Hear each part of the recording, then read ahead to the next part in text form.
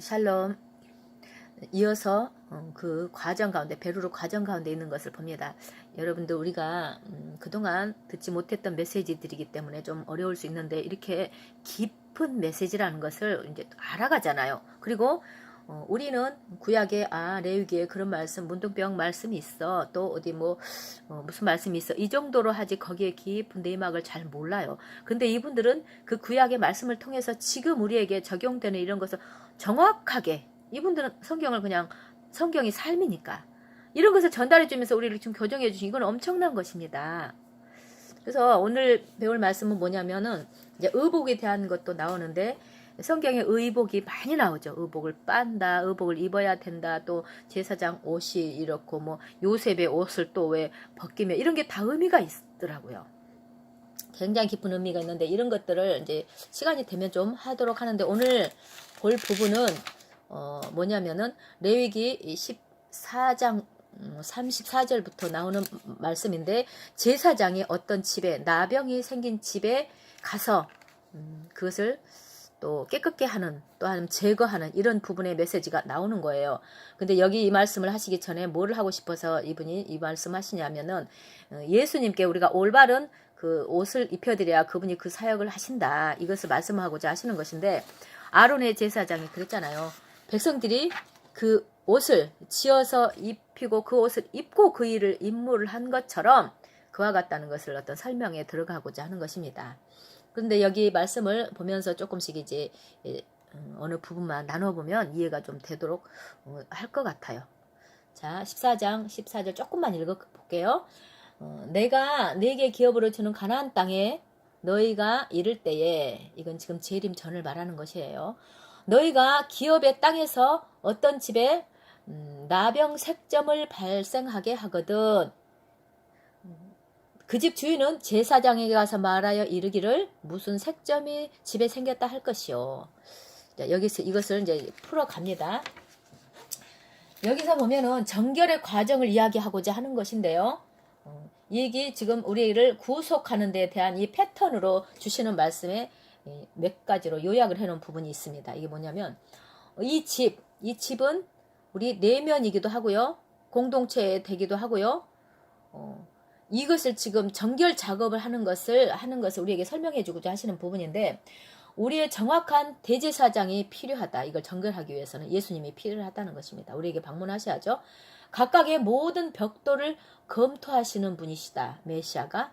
그래서 많은 이들이 여기에서 제거될 것이다. 오셔서 우리 그 문둥병이 이렇게 발한 그 벽돌은 버려버려요. 그런 것처럼 제거된다는 것이고, 그 다음에 벽돌 가운데 나병은 혀와 악한 말의 죄와 관련된다.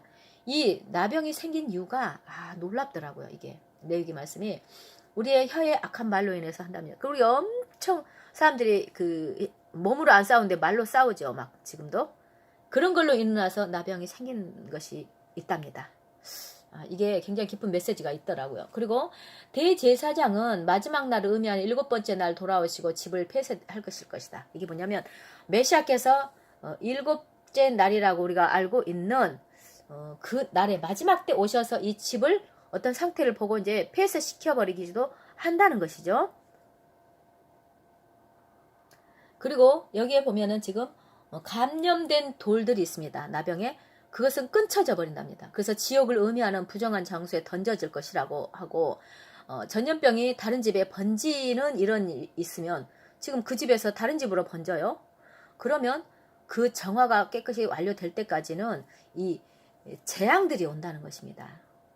뭔가 이렇게 정화하기 위한 것들을 말하는 것이죠. 그것을 재앙으로 지금 말하고 있습니다. 남은 돌들, 그러니까 남은 자들은 이 집에 반죽을 발라가지고 도배도 하고 해서 준비하기 위해서 이제 또 일으켜질 사람들이 있다는 것입니다. 그것을 회복할 수 있는 이런 어떤 존재들이 그 집 안에 있다는 거예요. 또 우리가 지금 거기에서 그런 자가 돼야 되겠죠. 그래서 이것을 지금 하나의 패턴으로 이야기해주는 부분인데요. 여기에서 하나님은 뭐라고 말씀하냐면, 그 나병을 발생하게 하는 것이 하나님이 하셨다, 이런 부분도 이렇게 지금 나오고 있습니다. 하나님께서 그렇게 하시면서 정결 작업을 한다는 것이고, 아까 그 땅에 들어간다는 그 말씀은, 성경 말씀은 메시아께서 오시기 전의 시기를 말하는 것이고 그 집, 하나님의 그 집은 하나님의 집을 말하는 거예요. 그러니까 우리가 개인도 말하고 성전도 개인도 말하고 우리 공동체도 말하고 이 세계의 모든 교회를 말하는 것이지. 이 상태 때문에 하나님이 지금 전염병을 보내셔서 그 나병을 보내셔서 그 집 상태들을 점검하고 버릴 거 버리고 제거하고 하는 이런 정결 작업을 하는 우리에게 보여주시는 것입니다. 그리고 아까 악한 말에 대해서 이야기했죠. 서로 상대방에 대한 서로 어떤 행위와 관련이 있는 것이라고. 그래서 지금 이 시즌에 코19 이 시즌에 우리가 서로를 대하는 방식이 어떻게 돼야 되는지 그것 때문에 왔다는 것을 우리가 생각해 보라는 것이고 거기에서 이것이 오게 된 11가지를 이야기해 줍니다.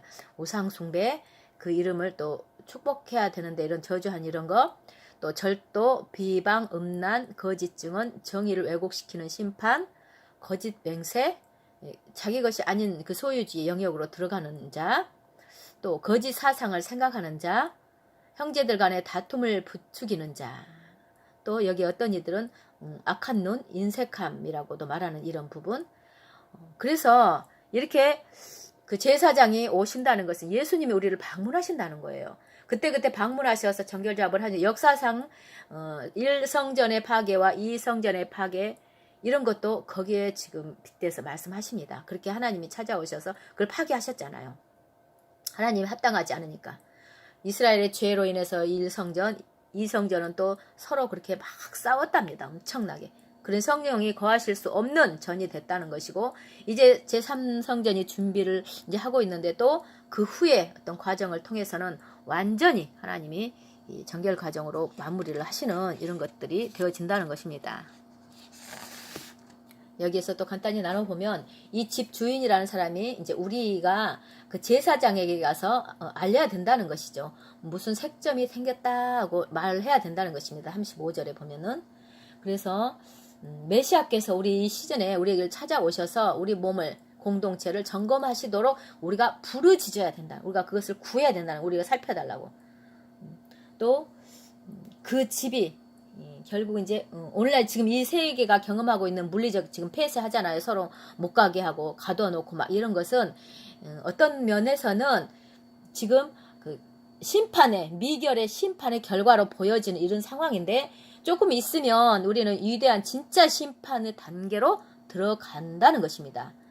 그리고 40절에 보니까 그 색점이 있는 돌을 빼내어 성 밖으로 버린다 이 말은 말세에 많은 돌들이 제거될 것이다 라는 것입니다. 우리가 볼 때 위대하다고 불리운 많은 이들이 빼내질 것이고 이것이 이들이 지옥과 같은 장소 타메이라는 곳에 던져질 것이라는 것을 말씀하십니다.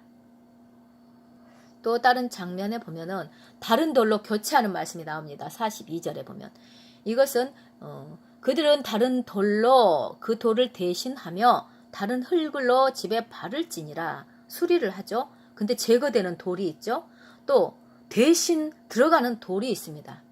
그래서 하나님의 최종적 이 구속의 마지막 이 일이 이루어지기 위해서 그분을 위한 구별된 지금을 짓는 이 가운데 있는데 이들을 또 다른 어떤 그 히브리어로 말하다 보면은 다른 영이라는 루아흐 아케레트하고 다른 영을 가진 자라는 표현을 하고 있는데요.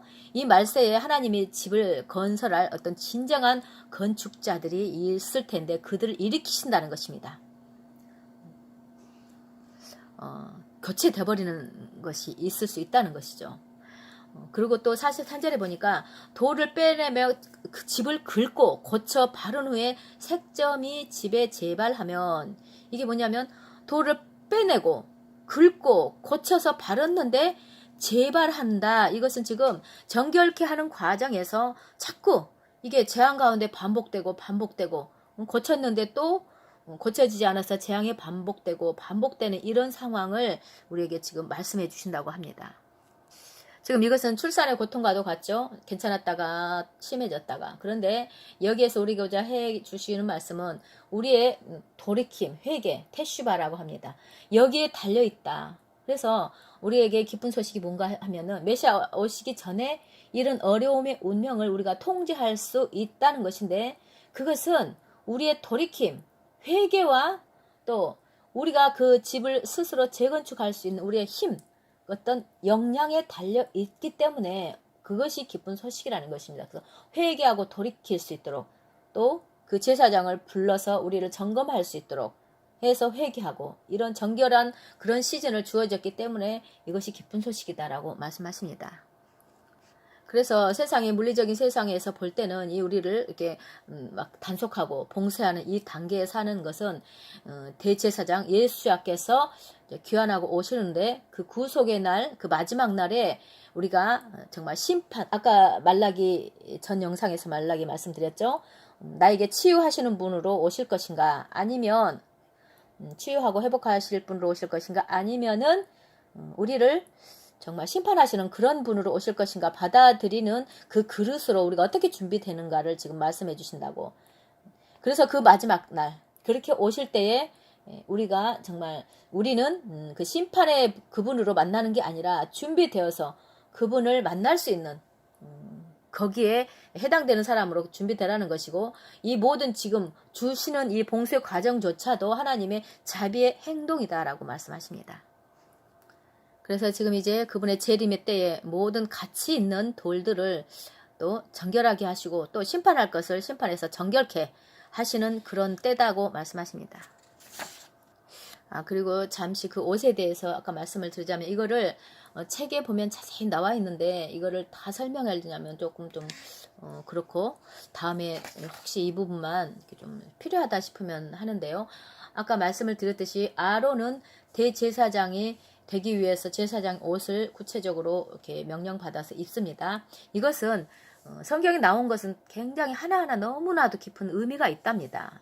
무슨 장소적이며 한마디 이렇게 탁 하신 것 같지만, 그런데 아론의 이것을 우리가 이해를 잘 하면 다른 것들이 이해가 된다는 것입니다.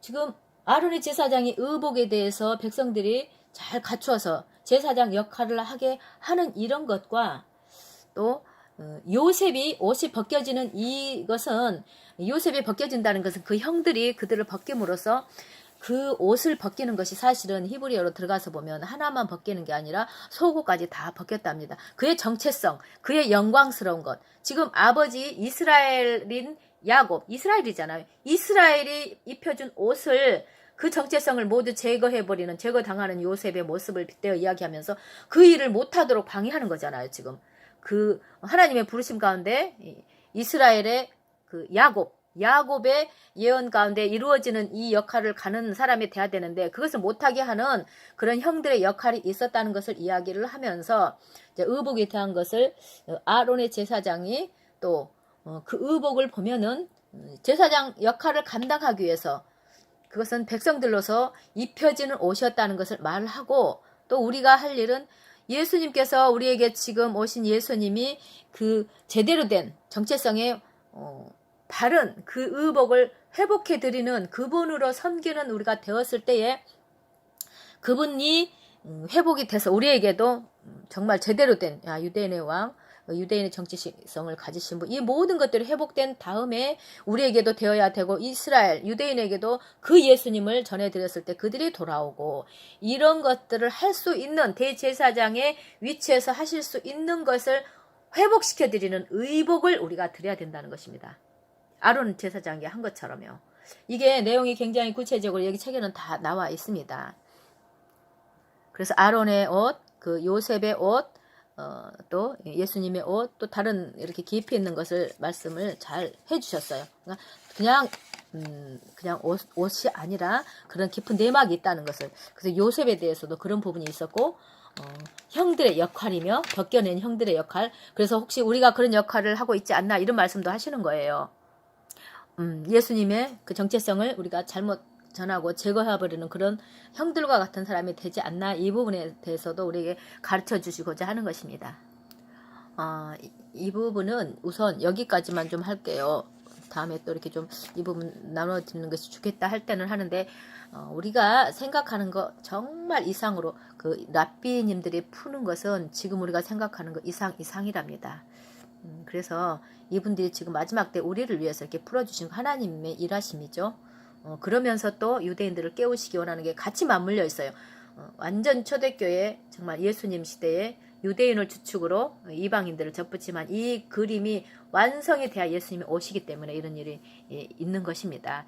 좀 제가 전할 때 많이 부족합니다. 사실은 저만 아는 것이 아니고 여러분들과 좀 나누려고 하다 보니까 좀 애를 쓰는데 많이 부족해요.